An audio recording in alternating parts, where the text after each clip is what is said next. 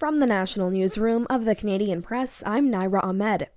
Just over 2 weeks remain in the federal election campaign to elect Canada's new government, and today the leader of the federal Conservatives is planning to visit his main rival's turf. Poilievre is slated to hold a news conference in the Ottawa suburb of Nepean. That's where Liberal leader Mark Carney is campaigning to win a seat. Poilievre himself is running for re-election in the neighbouring riding of Carleton. Now, Canadians head to the polls in a general election on April 28th. Party leaders are looking ahead to televised debates next week in Montreal. A French-language debate is scheduled for Wednesday, while the English-language one is scheduled to take place Thursday. Rob Westgate, The Canadian Press. China's new increased tariffs on American goods in response to U.S. President Donald Trump's levies on China go into effect today.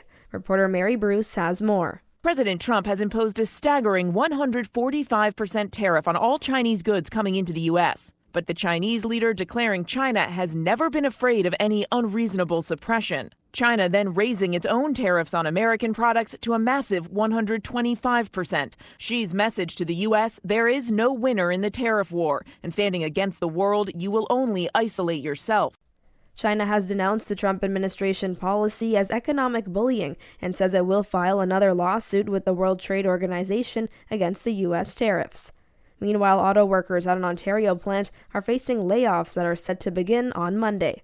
Unifor represents more than 1,200 workers at GM's Kami plant in Ingersoll, Ontario. The union says it's been told temporary layoffs begin Monday. The plant will come back for a limited production run in May, then go idle until October. When production does return, Unifor says the plant will only operate on a single shift for the foreseeable future. That would mean the indefinite layoff of 500 workers. GM Canada says it's not because of U.S. auto tariffs, but rather lower than expected demand for its BrightDrop electric delivery van. Jason White, The Canadian Press. Prince Edward Island is reporting its first 2 cases of measles since 2013.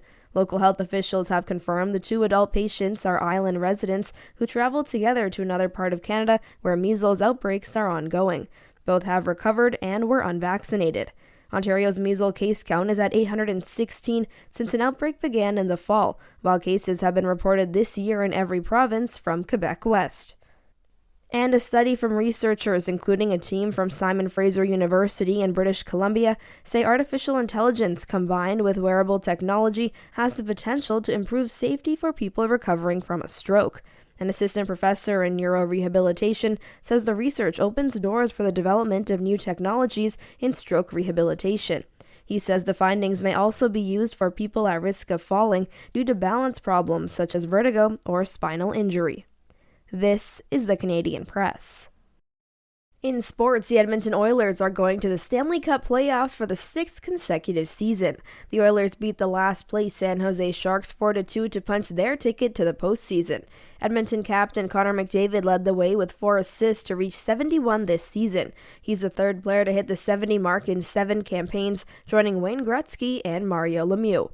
The Calgary Flames earned a 4-2 win over the Minnesota Wild to keep its playoff hopes alive.